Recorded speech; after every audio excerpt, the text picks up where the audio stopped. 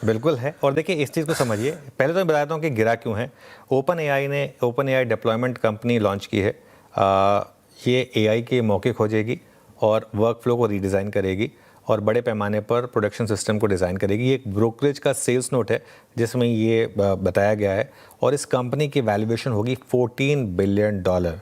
Open AI मतलब जो chat GPT है वो, और इसमें $4 बिलियन का निवेश TPG, Bain Capital, Brookfield, Goldman सैक्स, सॉफ्टबैंक, मैकेंजी और कैपजेमिनी जैसी कंपनियां कर रही हैं।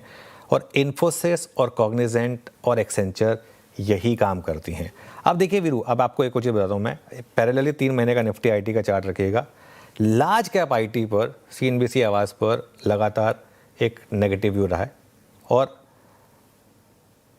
वो जो रैली आई थी वो रैली आप देख रहे हैं, उस रैली में लोग बुरे फंसे हैं और लगातार ये व्यू रखा गया था कि नहीं, उस रैली में आपको नहीं फंसना है, निकलना है। ये एग्जिस्टेंशियल क्राइसिस है इस समय आईटी कंपनियों का।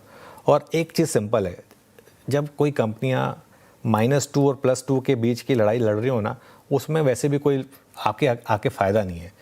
तो इसलिए एक आईटी सेक्टर पर, लार्ज कैप आईटी पर सिर्फ और सिर्फ नेगेटिव व्यू रखा। एक दिन भी हमने पॉजिटिव व्यू नहीं लिया इस स्पेस पर। और मुझे खुशी है इस बात की, क्योंकि हमने एटलीस्ट हमारे व्यूअर्स को बचाया। क्योंकि कई जगह मैंने देखा था कि यहाँ पर लोग फंसे थे उस रैली में, एटलीस्ट सीएनबीसी आवाज़ पर नहीं फंसे। और ये बाकी में वैसे मेरा मानना ये है कि इस समय पैनिक है आईटी में, लेकिन वो जस्टिफाइड भी है, क्योंकि बाकी में अगर ये कंपनियां क्लाउड और उसके बाद ये ओपन एआई इस तरीके के अगर सॉफ्टवेयर लिख पाएंगी जो आईटी कंपनियां लिख रही हैं, तो दिक्कत तो आएगी।